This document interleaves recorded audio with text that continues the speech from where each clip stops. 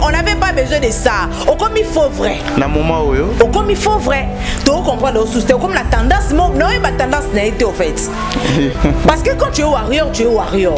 Hier, à qui est Azalana, est professionnel. Que Manix vienne sur ce plateau ou à Kinshasa dire que Fally c'est le Kofi Olomide. En quoi Fally est dedans? En quoi? Dites-moi, Fally est le seul artiste musicien de sa génération. Le seul artiste musicien de sa génération qui a eu une relation maintenant tu vas parler, avec tous les leaders. Non, rien, écoute-moi. Maintenant, attends, maintenant. Écoute, attends, tu as parlé. C'est une question où c'est... Non, tu as parlé. Et ça, question où vous allez répondre. Non, tu as parlé. Tu as parlé. Si réellement Popol Mopassou là ça vraiment Ndekoya Fally, est-ce qu'il y a un moment où ça va sortir médiatique? Non. Il n'était même pas là pour faire la promotion, hein. Il y a un concert à Ndekonaï. Et là, quand il y a un Maître Manix à l'équipe, Popol Mukeleng à l'équipe, Popol là,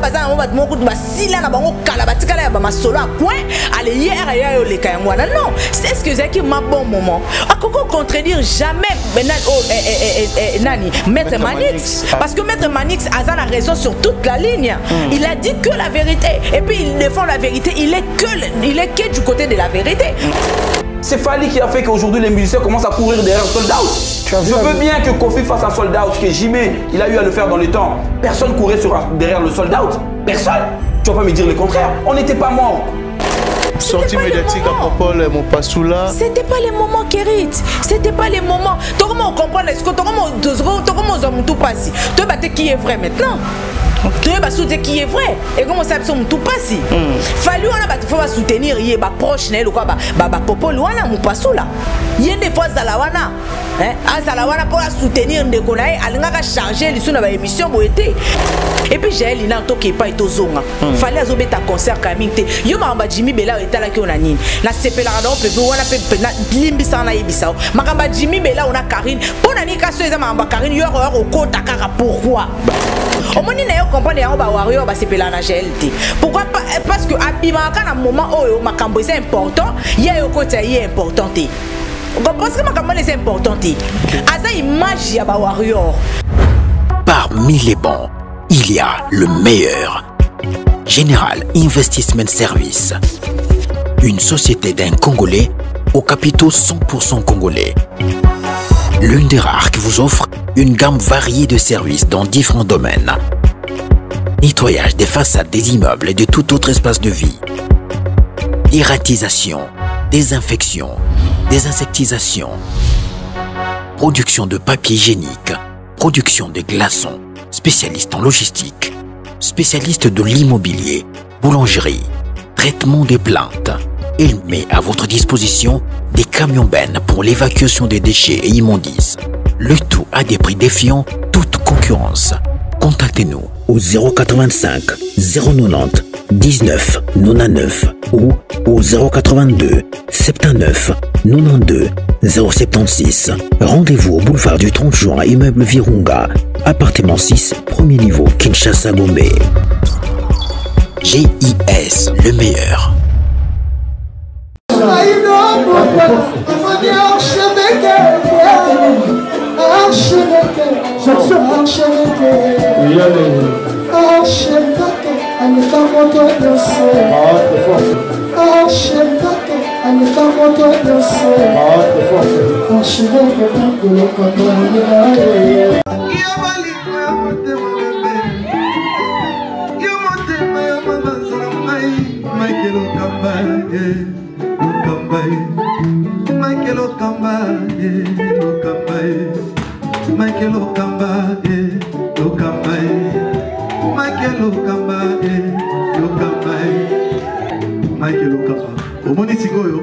L'artiste, c'est l'improvisation. La honoré dans l'émission. Africa Elengi TV, votre chaîne, l'incontournable, la star des chaînes.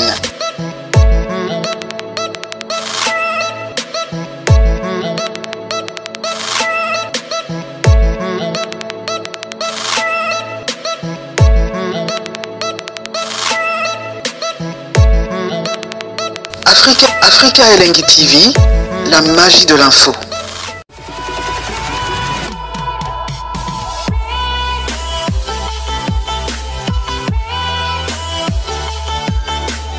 Bonsoir, bonjour, bonsoir à votre cher fidèle téléspectateur. Ça dépend à l'heure à laquelle vous allez nous capter. Très ravi encore une fois de savoir que vous êtes tellement nombreux à nous suivre en ce moment sur Africa Elengi Télévision. Un grand merci.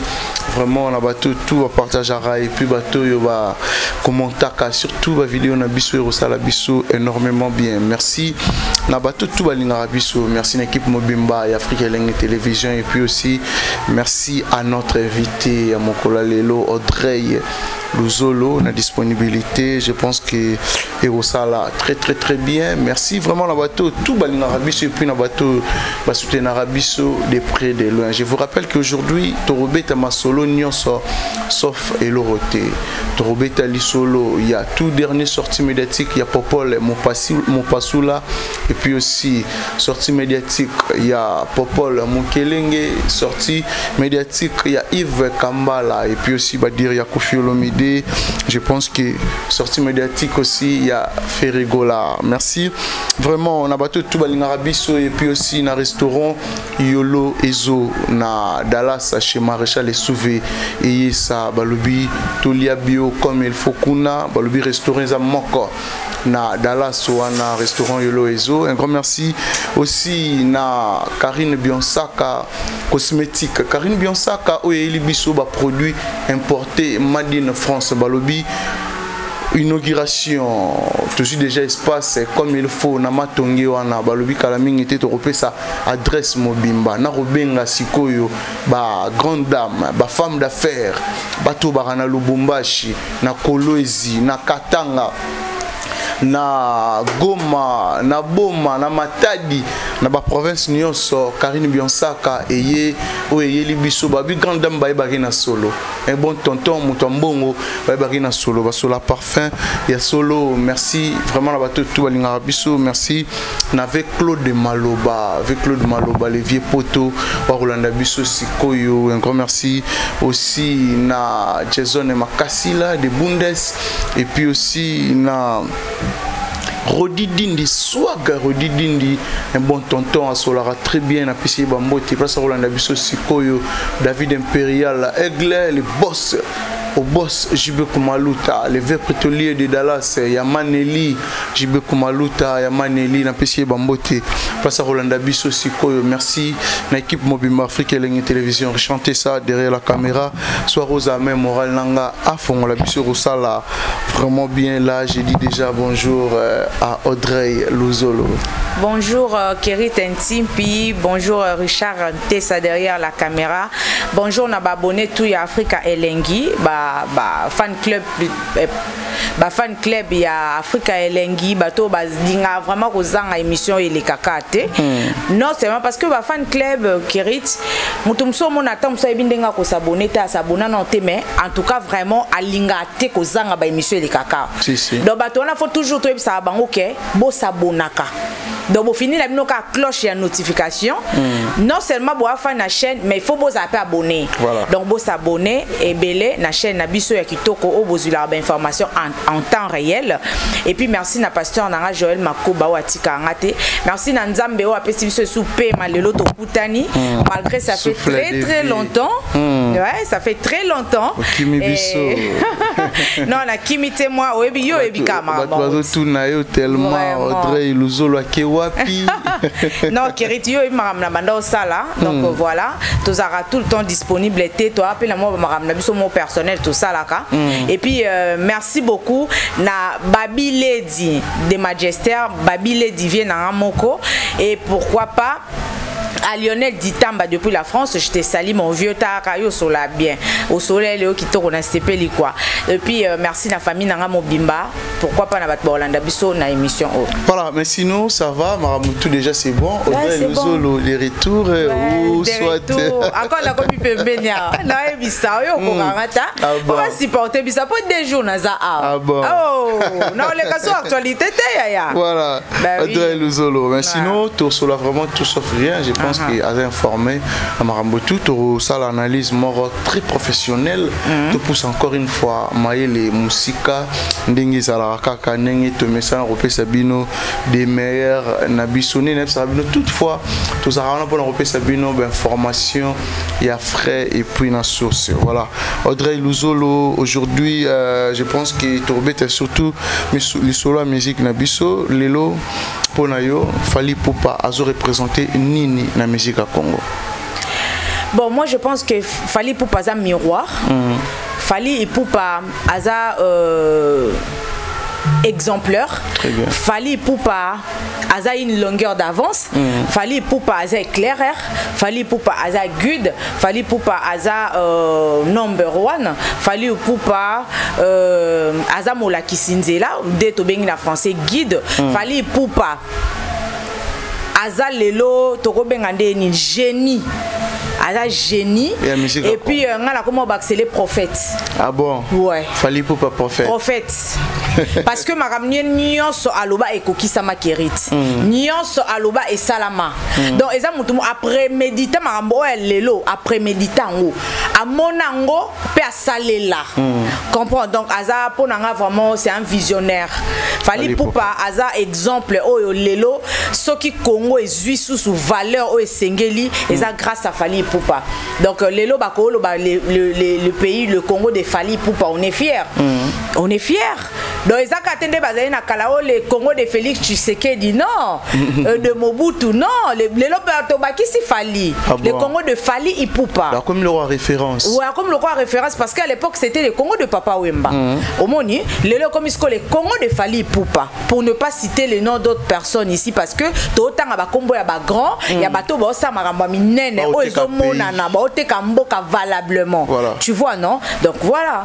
Ah bon, je pense que Jean Goubal a confirmé les Bissoké. Fally Ipupa occupe lui-même la première place à 8e place dans la musique à Congo.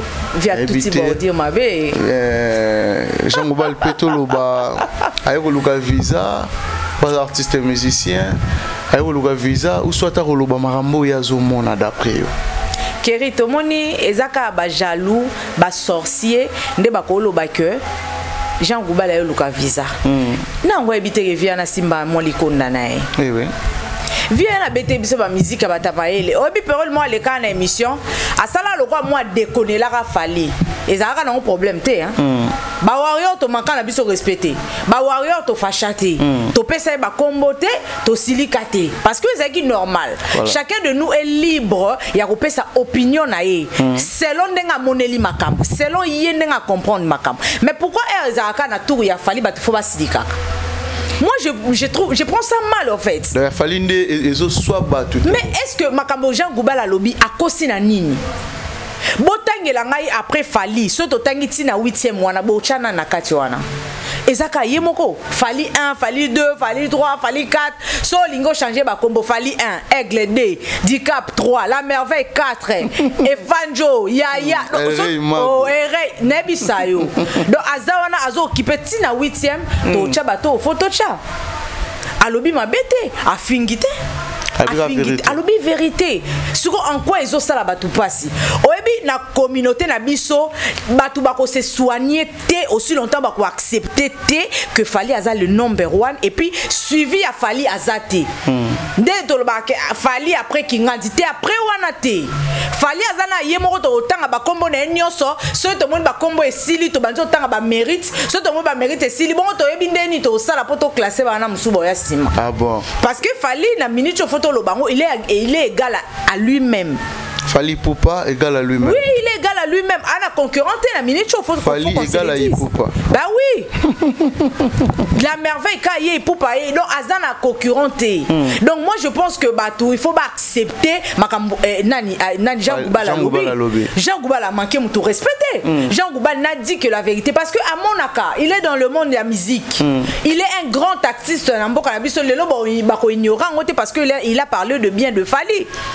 Parce que alobara na ebola mo ba misien ebele Fally aza mutali bosote mais a hôtel makambo Fally o sala na biso ozana ni po boya ata bato baboyaka na bandimaka na bandako na bango yango moni mafuta emataka bango bakande yaka wabeti likofi asali lisusu ozomona donc il faut pas accepter ngo pour guérir il faut accepter que Fally c'est le number one suivi de Fally il y a personne mais il y a des gens au barolinga boyete sozolo ba boye ba traiter ozoluka visa sozolo ba vérité. Est-ce que tant qu'on défendre Fally ils appellent na biloko bakisara ou soit olobara o yozomona soit o Fally azosala Kerit naza na moi 2 3 4 personnes ayebi na cercle ya Fally na benga bon même pas na komela bon même pas OK au moins à moins qu'ils ala likambo ezala au solo là ou bango babandi non moi je crois pas ngana kana moi j'aime Fally na lobango pe na lobango kaka même en étant chrétienne j'aime Fally na lingaki de tout mon cœur 10 francs ou pas visa ou pas je m'en fous ngakuna osepela yaya pour que de pesa batu ba vie omoni a pesa batu ba vie ata pesinga te déjà bandeko la biso azo pesa to applaudir parce que azo sala belé bato Fally azo mema poto bana ba famille na bango pe ba osunga si ezaka te to koto zala égoïste te Kerit que non Fally faut mema pe ka biso non to zala ba plusieurs manières ya ko bénéficier pour na sima Fally wana ezaka poto te ezaka poto te gratitude na vie ya bolamu na vie e futa makakaka soko oza ingraté un jour ata nzambe yemo futa yo ata Fally wana karata est-ce qu'il faut ka to luka visa soko bat bazo silika makasi pourquoi les gens global ana visa au luka te Kerit il faut qu'on se le dise to respecter bato Jean Goubala mninga batute lelo peut-être kitisa na mando katika na meto ebi ba époque ba Jean Goubala barenia pe na bandenge na bango et ba Jean Goubala ba responsable ne bando yo ka bango azana ba prendre musique à ba azana empreinte atika ba empreinte abeta musique intelligente voilà ouais musique à classe musique à fofila ko fofilete auto kangisa to sabte il connaît la note il connaît la musique ayebi eloko na kombo nango lelo sko ba vient to comme manquer bon ba respect en tout cas internet to pe 5 sabato Kerit ouais moi mutu moi olien était banda tongo boye avoir ko déverser elle n'a pas Jean Goubala et pas Fally c'est malhonnête en fait aliété mutu so mon aliété mais à Monica que non il faut ko déverser elle n'a et pas mutu alekio il vit bien chez lui il est bien ah bon mais hier na monaki jeune frère moro au film de la télévision mais t-shirt à la tinga monagi mawa vraiment vraiment on a promo repasser na bisayo allez siko bato bongo de bato photo kalikilaka c'est pourquoi na yako le kana émission mo dernièrement na bisa ko Kerit biso nde to pesa ba détracteur a Fally ba visibilité na ba opportunité une fois to arrêter ngo ya bo la biso bo li moti moi et ate lokwa yo Kerit bo na ba base ata le lo tourner te Kerit o kufanzala te o lia o lata bango na oyebisa yo ezande nini bayo kanaka loko Fally ana a calculer biso te to ko masko ko attaquer po acha biso ka o ko Fally il ne pas dans ça il ne pas dans ça pardon Fally a les cas tellement bas niveau que lelo ba complet le blaquer sur l'eau TP et quoi il s'est sauté il a commis tellement musique ah bon ouais. Voilà mais aujourd'hui tant aux hommes la réaction en fait il y a ba on a vu sur les journalistes et belé je pense qu'il y avait Joka Kabengele oyo akenda na délégation Fally sortie médiatique nae toyebi to monaki o créaki et puis aussi toye komona Popol Mukelenge oyo contredire Joka Kabengele puis aussi na Yves Kambala ba sortie médiatique na bango on trouva qu'en premièrement comment et du fait que nini il y a aussi des critiques sur bango ou sur badir na bango d'après Audrey Luzolo to banana na Popol Mukelenge akenda pour les lois seko la biso ka vite fait boy afin na poto apparemment à Londres na mboka ba vie poto avec Claude Maloba souvent nga lobby biso te to aussi li sabato Kerit soka za azaki vraiment un bon journaliste ndenga yaki ko tangela biso ba mérite na ye ayo tangela biso ba classe atanga musala sala il faut ka continuer lelo pe ba biso ba otoyeba ponga na yebiete vite fait ka bona masolo bah oui Paul Mukelenge vite fait bon na masolo kana ba komba ba abi a marqué époque na ye boulevard des stars à l'époque il faut ka continuer au marquer Kerit azana nunde na monaki ya kwa komi pakate âge et tout il faut ka continuer musala arozonga na komba falite akozonga na komba falite fallait azo sekusa batute a se respecter à ça l'échafaudage atika musala chronique na bateau baza na actualité bateau to yebi atika biso po bana atika monde ya télévision biso to koma bat internet ne ba koma la vitesse et puis biso l'internet to za buzo bana biso to salaka to saka na mabe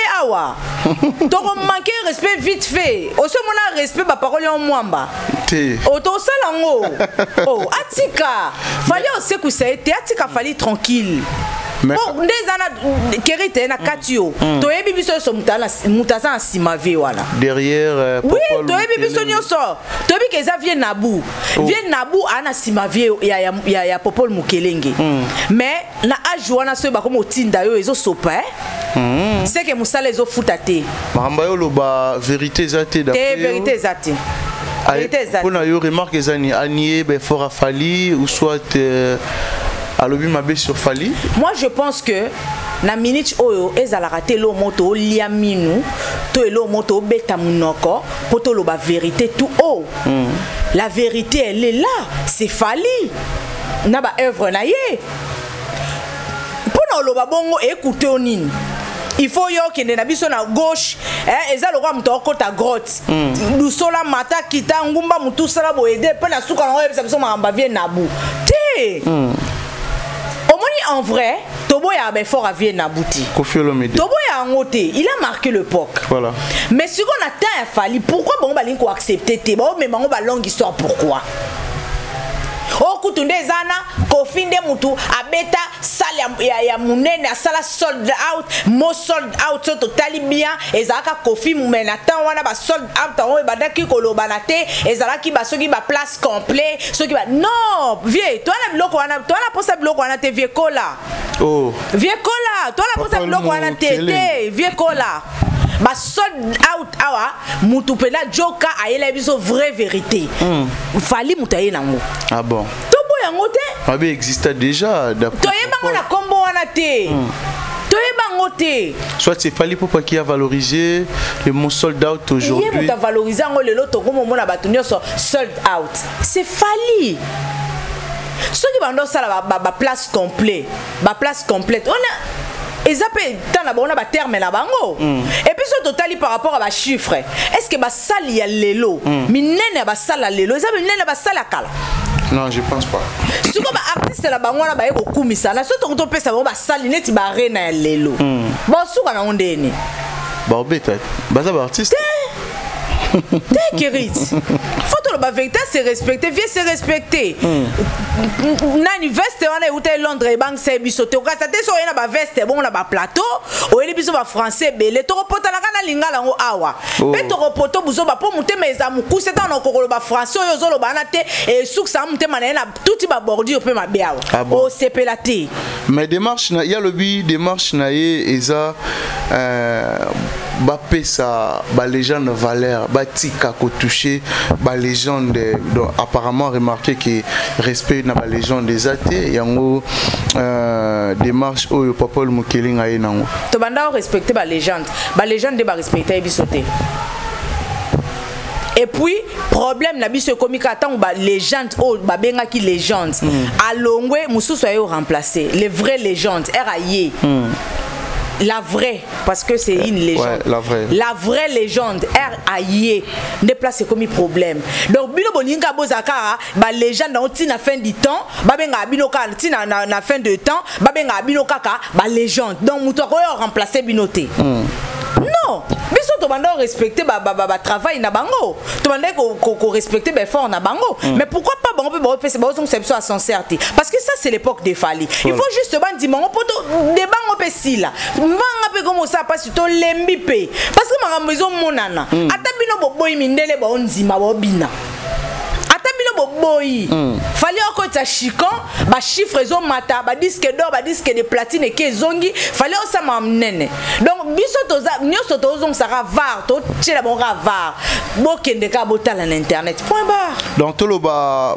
Popol Mukelengi ba Yves Kambala ba contre ba explore fallait ça la lelo exactement ba za ba jaloux ba rejoindre papa na bango zotinda bango vient Nabou Koffi Olomide vient Nabou ba rejoindre vient Nabou un vrai jaloux est-ce que c'est vrai c'est Koffi Olomide nda zotinda bango ba ya osala ou ba osala na télévision Kérit siko yebsa so yetem to tinda e Popol Mukelengi ana sorti de nulle part ka bo sibitima ka bo mutumo asekui to bimisi Lazare moko boy na média siko yebsanga to lobana atindie est-ce que yemo pena akoka ko mi pesa luxe wana ya olongo à Londres ya oleka na plateau ya soi-disant les experts pour na kaka a dénigrer fort à mutumo atombola ya mutumo non faut être professionnel ndé ba lobango au moins qu'en vrai ba professionnel té oui ba professionnel té biso nyoso to ka ba parti pris aya tika yo ça biso ko ngana za ki vrai na soki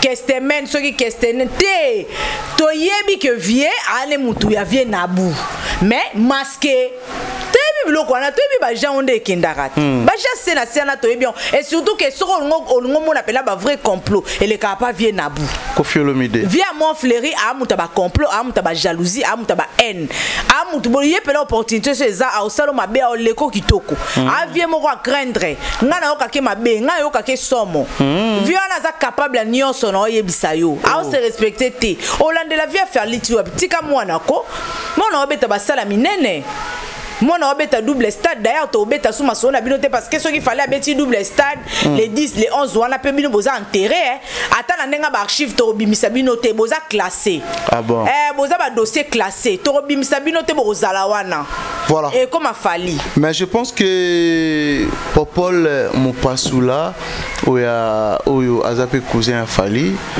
notre collègue Popol Mopasula dernier sortie médiatique naé aussi chez les experts ba dire naé au trouvant comment je pense que pour na moni ba tumsu vraiment le ba romi ko boma na bino entre vous bato ba soutenir Fally nini au CPL na ngote en fait na discours à Popol Mopasula ou soit nini au CPL ici oui Kérit non ça vrai non choqué ba tumsu mais je m'en fous voilà ouais non loba naza libre loba o nga na remarqué na comprenate Popol aka côté nini donc en vrai Popol Mopasula voilà tantôt n'ebati soka linga zala vraiment au milieu du village mais est-ce que y a la contradiction na télévision Oya au contredire collègue nayo maître Manix d'ailleurs que tu as appelé collègue n'était parce que maître Manix azana juste mutumo ayena ko tombola ka culture na biso ndenga lobango azana maître avocat ouais azana maître avocat dans domaine politique ouais azana na côté na biso ba chronifois tité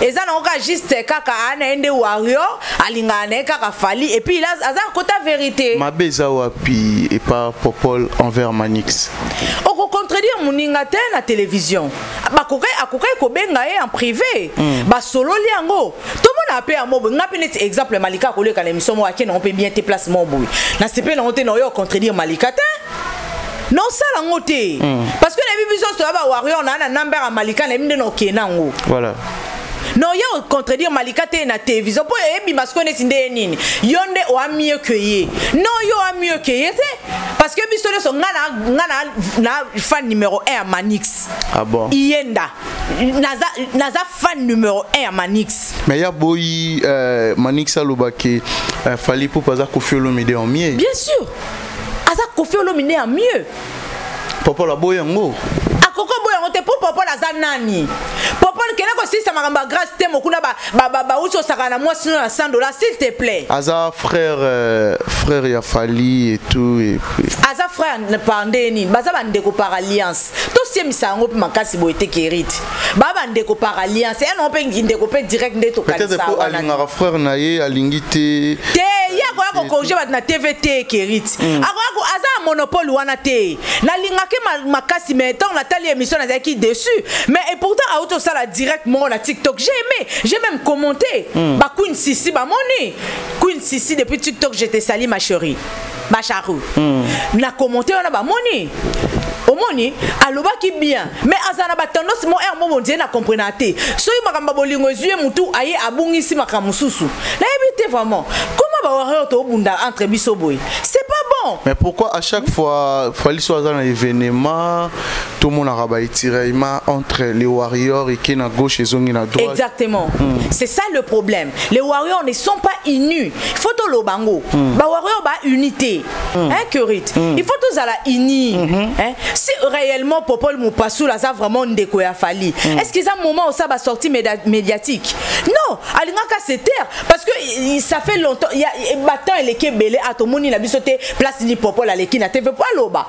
Il n'était même pas là pour faire la promotion hein. Il y a ba concert en Dekonaï. Et là car Moni mettre Manix à l'équipe Popol Mukelenga à l'équipe ba Popol là bazan mo bat ba sila na bango kala batika là ba masolo à coin aller hier ya yo le kayangwana non c'est ce que Zaki m'a bon moment à Coco contredire jamais nani Maître Manix parce que Maître Manix a la raison sur toute la ligne il a dit que la vérité et puis il défend la vérité il est que du côté de la vérité oyo défendre nani parce que biso mo ba warrior ba vrai warrior le roi ba biso to Zaki d'accord na makambo oh Maître Manix ba volontaire ya oh to Zaki capable ça na munene na kabona capable ça marche bandanda kuna biso ti aéroport pour la Fali ba volontaire makasi boy tolinga Fali to ba vrai warrior to Zaki d'accord na Maître Manix alobaki parce que pourquoi yo contredit est-ce que yo monaki muto le cas ko contredit Maître Manix donc est dérangé parce que dans moment où Fali donc jour J-2 il faut bêter concert vraiment? Sortie médiatique à Popol Moupasou là. C'était pas les moments Keriti. C'était pas les moments. Toi comment on comprend est-ce que toi comment tout passe. Toi bah qui est vrai maintenant. Toi bah soutenir qui est vrai. Et comment ça tout passe. Fallu on a bah faut soutenir il bah proche né quoi bah Popol wana Moupasou là. Il y a des fois zalawana hein azalawana pour soutenir ndekonaye alingaka charger les na ba émission boité.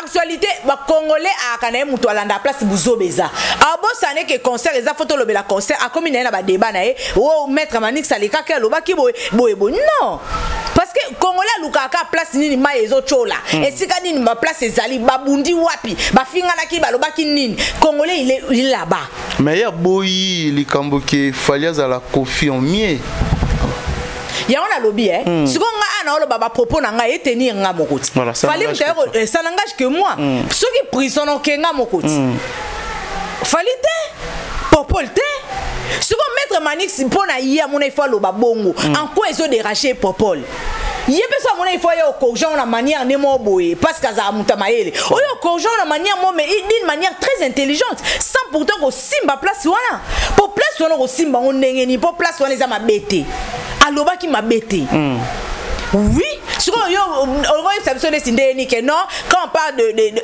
parce que au moins ba changer histoire te na documentaire oh to monde ba check na Canal Plus sur na TV ba check na Canal Plus oh ya Fali pour pas tout monde que histoire ko fait Koti c'est son père na monde de musique Fali a passé temps na Kofi donc comme Kofi et Bandarozonga kaka parce que Ezaï pe faute ya Manix te c'était la faute na journaliste me t'a posé Manix question Nde Manix quoi lobby non ba Kofi a ça na bango bien mais moi je pense que Fali aza Kofi en mieux c'est pas grave il fait mieux que Kofi oui na ote ko le kana émission mo nga mo na bi te Manix a tiré maloba na mnoro na ngai parce que nga mo na le kana émission na ote ko loba nini que les fils peuvent faire mieux que le père ou la mère.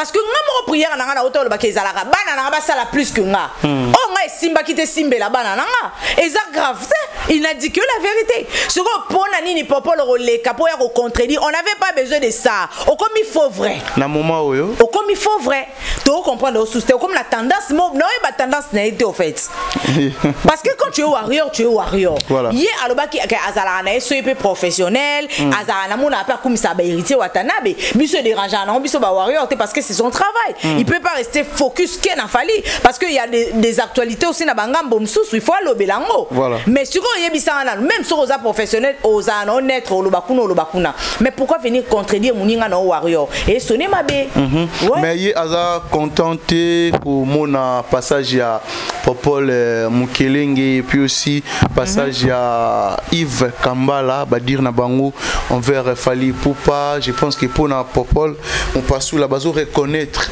ba exploit et qualité bazo na télévision pour na rediminer Fally Ipupa la télévision na habité ceux qui aux autres trouvant comment badir ya Popol mon passe là. Bon, moi je pense que pour na Popol Mukelenge, là, Azan a raison parce que besoin de monaki. Alors pour nous contredire Popol Mukelenge, Popol Mopassou Azan a raison. Ouais, Azan a raison. Pourquoi? Parce que Magamnio ce Popol Mukelenge a Koloba, besoin de se sentir qu'il y avait du fanatisme, la carte il m'est masqué. Ah bon? Codé. Ah ok. Oui. À quoi contredire yé? Très bien. Bien sûr. Mais bah contredire la vérité parce que et puis point de vue à Moutou. Déjà moi je pense que Ezaki point de vue naïe. Au moins, Popol Mukelenge sala et c'est de la fausseté en fait. Il n'était pas vrai, il était faux. Vous comprenez? Alors que nous avons dit faux, il fallait qu'il soit vérité moya. L'école fausseté, on a fait vérité moya les cas. Ah là, c'est pas un problème. Mais ce que Manix Yenda était vrai. Ce que il y a une contradiction, l'école vraie vérité ça. Contredire vérité pourquoi? Il peut déranger yo. Bah oui. Moi j'aime Maître Manix Ngalingake, il est tellement intelligent. En fait, et le repère ça biso ba warrior, tozana ba bilo mobo ba c'est non c'est pas nangote. Donc ceux qui mutu mobo amayele, batamayele ba olingete po alobela Fally. D'abord, on a commis en insécurité en fait, commis en danger. Moi d'ailleurs, j'avais félicité, j'avais salué au acte au Bev à Salaki. Tonton Bev. À Bengisi Manix, baleki kuna mo kwado ebimaki. OK. Omoni directement et là on les a avantagé pour la warrior. Émission wana. C'est bon. Tozo matissa culture na biso. Plus tozo promouvoir Fally Ipupa. Mais si go ezalara ce mutwana maele au final oyo pe maele pour amoni ke ate. Ah ouais étouffer ngai peut la Fally et tout ça non. Chacun a son tour chez le coiffeur. Chez le coiffeur. En plus, mon âme t'a la étoile nae, mon âme t'a la lumière nae, mon âme t'a la aura nae. Très bien. Et ça te que kérit sur le kinga la maele, kenga il peut place au kutango kolongolanga facilement. Non. Parce que ceux qui bongo, Manix abando lobi la Fally banda kala, mais Fally ayo che kaka lobi pour dire que chaque chose a son temps. Mon âme t'a une époque nae, ana makamna zo loba makamna zo sala. En tout cas, Maître Manix, ce ba warrior msuba lingiote, ngai na lingio makasi.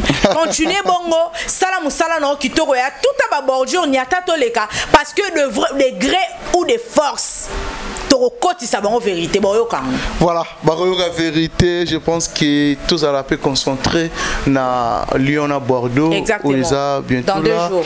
Aussi nini na bana Lyon na bana Bordeaux na bateau pena nous basombi billet basa lolenge nini pour na vivre fête événement il y a les 6 et puis aussi les 13. N'aime pas producteur Fally balo koso moko. Obi ke ba vimbi saka ba place. Ba vimbi saka pour ba mona degré ba c'est qu'il fallait tout le gars monsieur plat basel mususu oh on dirait comme mukie mais ko yinda dans 2 jours awat kiri ngana ozonga atoko yamba batumsu en tout cas pena après concert ya Fally toza awa. Ah bon toza awa kiri parce que omoni oh ba golois na ba fan ya batumsu leo natangi bango te ba sepeli lelo permisi bango leo la permisi leo la tout est ba bordir te kiri pour la kenala bon mabe parce que je n'ai jamais vu le fan aussi bête comme les Gaulois. Ah bon? Non, bazate. Léo la tiki barona nous parce que idiotie na bango comme le kamakasi o ka bango ba commentaire kuna ba ça ba débat mo bango na bango o sentir pena que baba o so na baba ba débat o ba sala za bongo yo zo comprendre donc Kizengi a so c'est Kizengi a soutenir Kizengi a ça Kizengi te yo lobi bien te koute za ka boeme yepe mto contenu Kizengi yepe Kizengi voilà mais tangi kuma ba golwa na se référer na Ferrigola où auto ça l'émission dernièrement comment on a fait que ça l'émission besoin azolo balinga la besoin interpréter en français ça dérange c'est normal ou bien Kérit pardon pro na kotika si ça oh c'est gagné na kotika ça émission la kimiate ya ah bon non il y a juste des questions. Et ça qui anglais ou est français? Non, besoin interpréter en français. Il y a zolo lingala, besoin interpréter en français. Eh. Ya wane. Eh. Kérit. Et puis des réactions na e tant batuni question na oyo elobamara sur liwa ya Gigola. Tout le monde fait aleli na plateau. Ah, c'est méchant.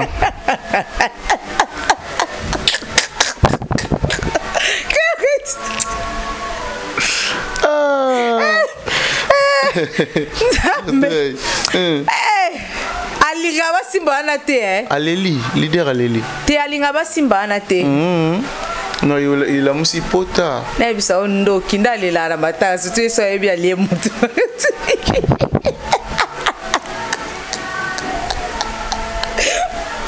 Kérit. Bondi mate bobate yete mutalie. Mais ye ako bamba na mabela ko le kambo le zaki wana. Aza apela moi charisme, aza leader. Mais ça choque peut-être. Déjà au sopani le fait que o lo balinga la do o laxi pe ba to incapacité na yo. Que o ko o lo bi na biso quand même. Na bien na ba chena minene bongo lo bango te. Kérit fo bundana. Français eza langue moko eza munene eza parler na plusieurs pays à monde. Aux fans dans tous les quatre coins. Il faut améliorer, qu'on maîtrise. Oui, pour les tibis là ivoirien, communication c'est les caca en français non? Na ba pays d'Afrique belé, communication c'est les caca en français. Oui, na ba Canada mususu kuna ba lo ba français, na Montréal ba lo ba français. Oui, ba na biso ba pays belé na monde lo ba français qui rite. Les français en anglais, c'est très important. Est-ce que oyo ça biso bena, oyo ça biso bena, wana kuto oyo ça biso indirectement té. C'est bien clairement que nga eba na français te bo excusez nga na interprète na nga yende mto lo ba français bien pour ngai na bi na français te nga bo message na nga na lingala na lina ba gafité tout on na lina nga te ba sela ba challenge. Oh bel poisson, oh boy na ngai. Na ye na ngai, oh non, j'avais monté, la première fois, j'avais monté dans l'avion. Aïe, j'ai eu la tête, ça fait boum.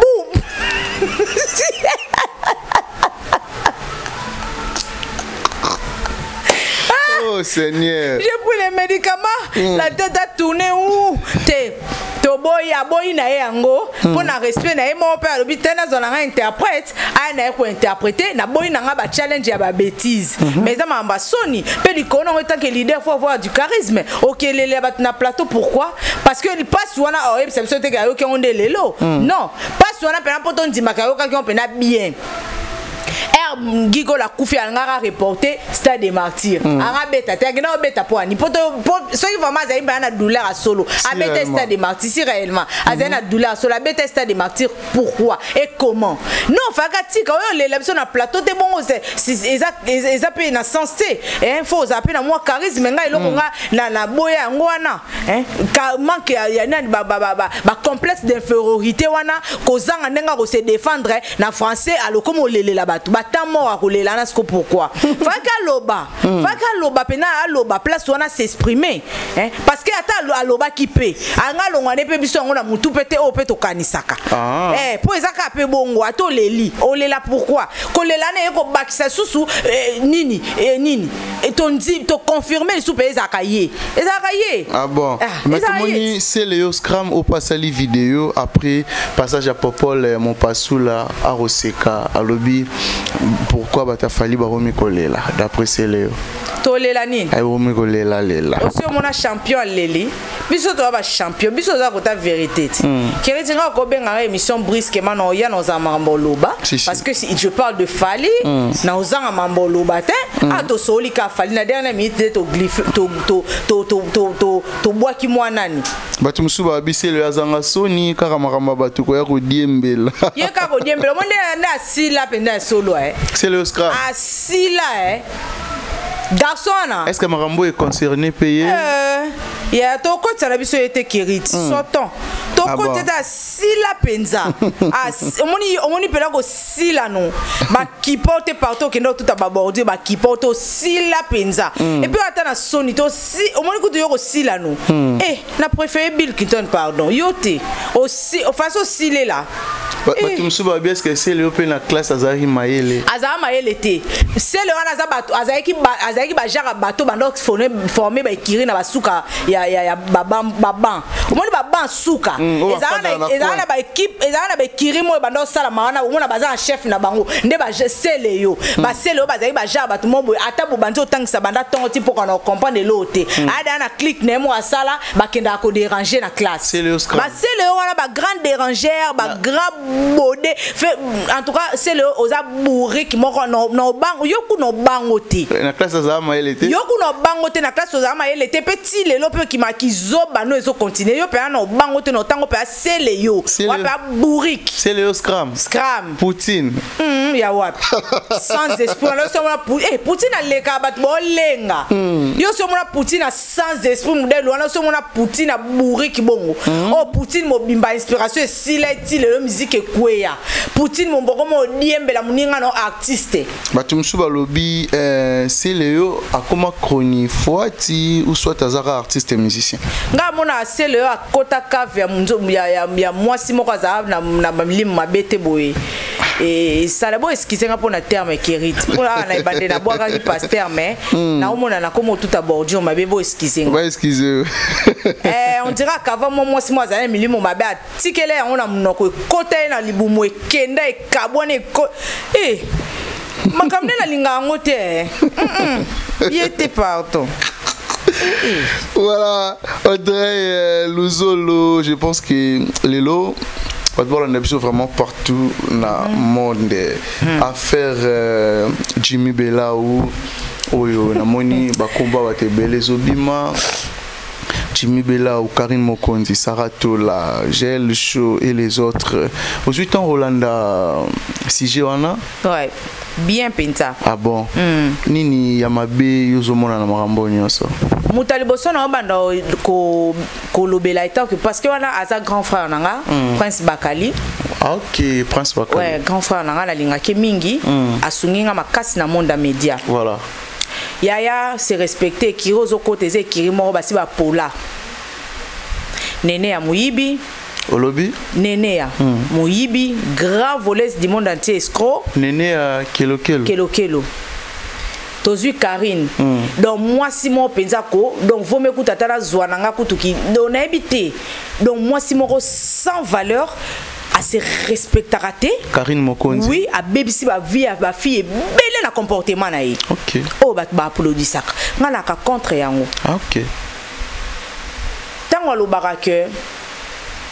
Na ozo moko vite fait. Tango lo barake nga et le sala nga solo tenga réputation na resi beba. Mais baby sango en coulisses, ko baby sango en public ta. Parce que tant yo baby sango en public, o éviter combien de fans balandara na makambo yo sala. Parce que na monde o na sa moyo, to na ba fan no ba bête. Et ezana émission moko nani ya salaka comédien na biso nani o Herman Amisi. Herman oui. Alobaki que Fally a impact akaye en bien. Parce que c'est encouragé et puis c'est exemplaire. Voilà. Vous comprenez? Donc c'est que Herman a biloko azwa ya Fally. A fait quelque chose. Oui. Et après na batu mususu, oh bana ba ma elete. Bana ba biloko bazwa ya Karine. Oh pe ils ont détruire ma vie na ba on peut essayer de détruire ça mususu. Pourquoi? Parce que oza censé yako zala ozala o mema bat na moralité en fait.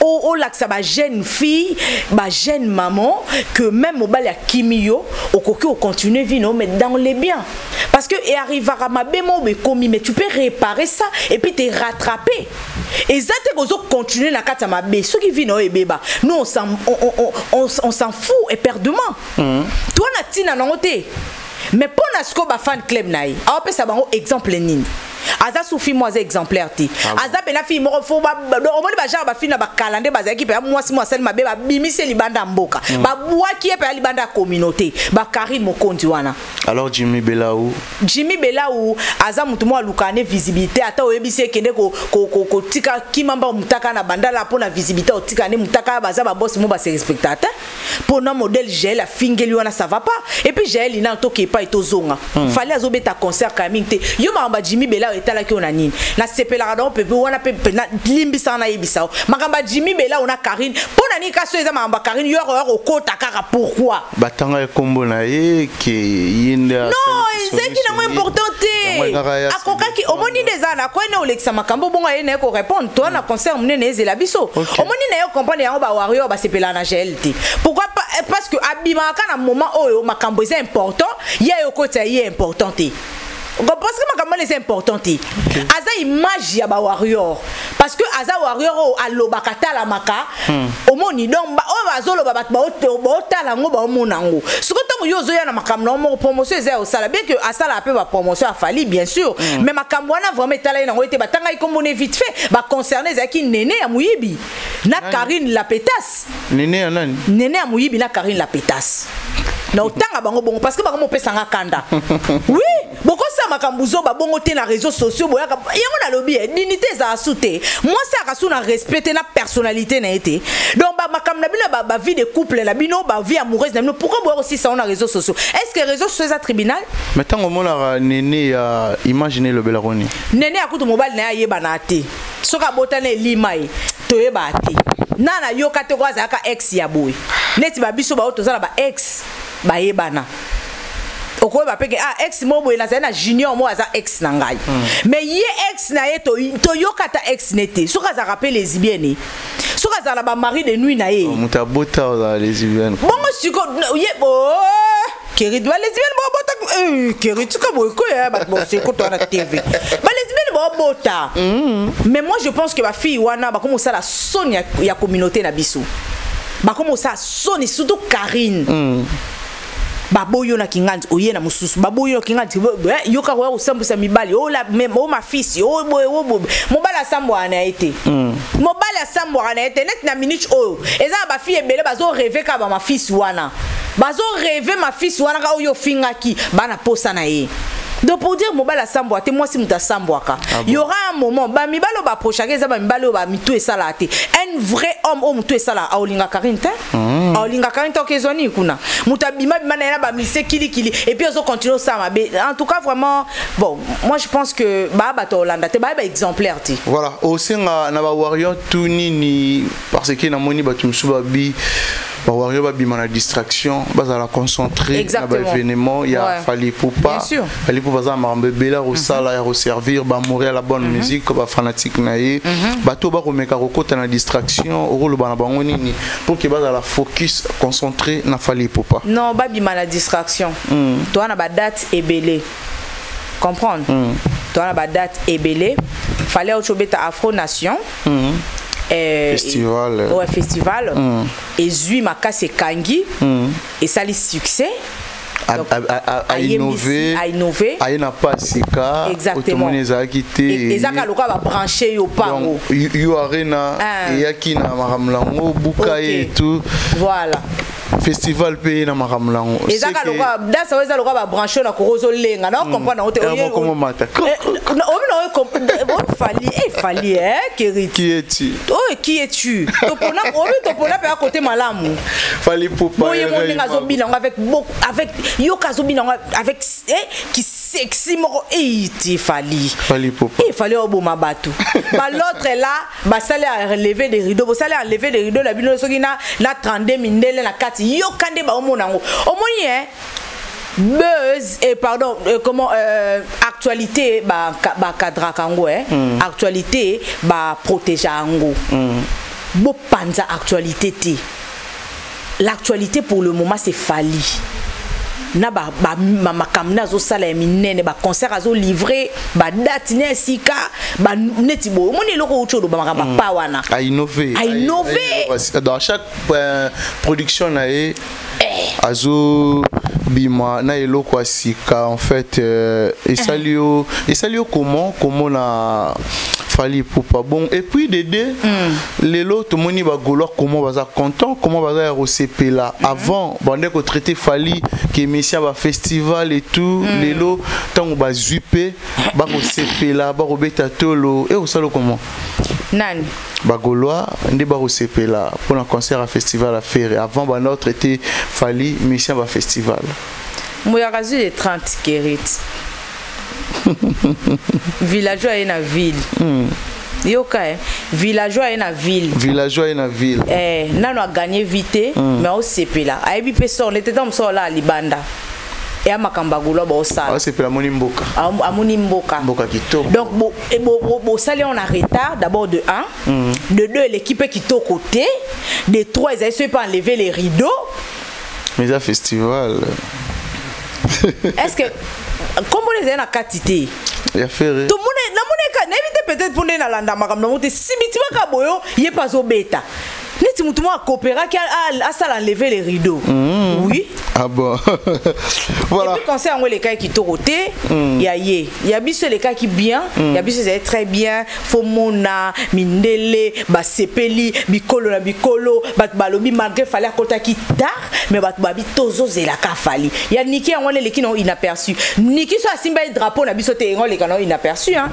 c'est parce que ka simbi drapeau na biso ne bat ba lobela ngo mais sinon c'était Fally mais ezera festival moro ba jour différent ouais et c'est ka Fally leven wana comment na batu bazaki na affiche batu ba postaki comme des Nicki Minaj et puis aussi des Taïk des Dadju taba level yaya Fally amninga mutu te beau respecter nous vivons l'époque de Fally ça vous fait mal pourquoi respirez serrez vos ceintures parce que vous allez encore souffrir et encore souffrir parce que Fally azanatina encore 50 ans à souffrance bino bokoka likambongo encore 50 ans à souffrance bino bokoka voilà. Ah oui voilà. Merci beaucoup à toi Audrey Luzolo. Je pense qu'il y a reçu les belé maintenant il va permettre de mot de la fin et puis quelques salutations nabato tout balinga biso. Ah mot de la fin Zaka merci et monsieur l'équipe très bien j'espère. Ba CP nango vient nangai Lionel Ditamba depuis la France, j'étais sali, merci beaucoup une fois de plus et puis merci n'a pas abonné tout il y a Africa Elengi et Sami Warrior donc voilà ba tout au balingaka dio nangai na Kirit en tout cas j'espère que vous serez retrouver na banda kubo partager émission bo commenter bo aimer Rodrigue Mata du Lumbinga de Bakongo je te salue Uriel Kungwaya ma maman chérie je te salue et Frazi Minoukou depuis Djobourg, ma grande sœur chérie, je te salue.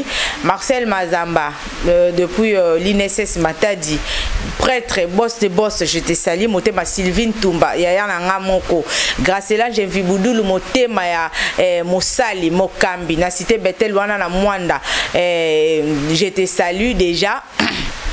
Je te salue et puis voilà, et tout Raji Fekanga mon beau-frère donc je te salue.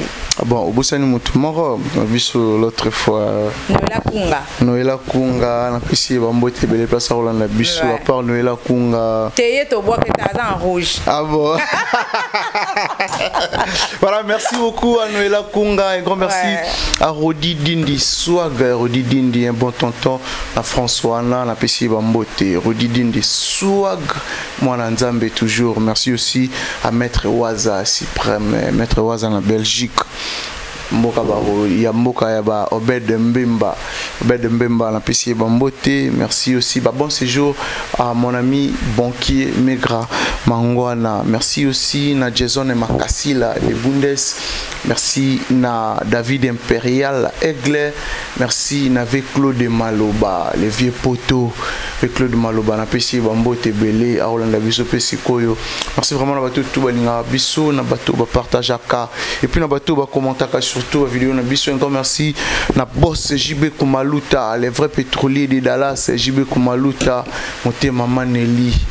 Kérit faut Sarani compte TikTok na yo hein. Voilà, bateau pe balandara biso bolanda bo kende aussi ko s'abonner na compte TikTok na ngo eza Kérit et Chimpi ozwanga vraiment mobimba nyonso peut-être na obo ngai ba kende na Audrey Luz 01 ou Audrey la battante, Audrey Luz la battante en fait. Ouais bon mon a photo na nga profil eza wana. Oh bon mon a photo te ba s'abonner kuna te ba s'abonner na o eza na photo. Voilà. Merci aussi na batutu balingara biso, merci na Obed Mbemba ya bana bandal honorable. Obed Mbemba na pesi bambote, merci aussi na Kalo boutique Pomba Swag Oscar Maritou les millionnaires en culotte, papa na prodige. Merci l'équipe Bomba Afrique et la télévision, je pense que tout le monde a niveau au prochain numéro. Bye bye. Bye bye.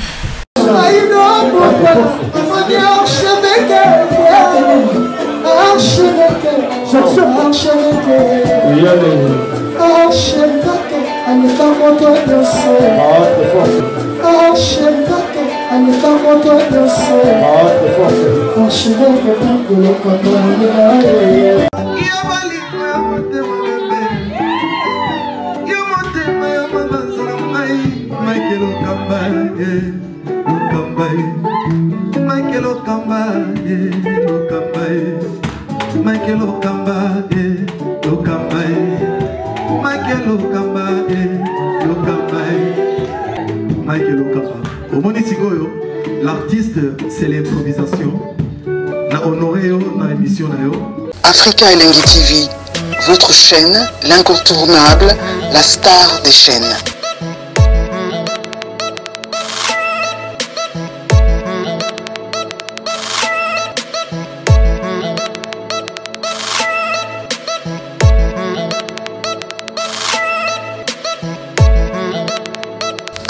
Africa Elengi TV, la magie de l'info.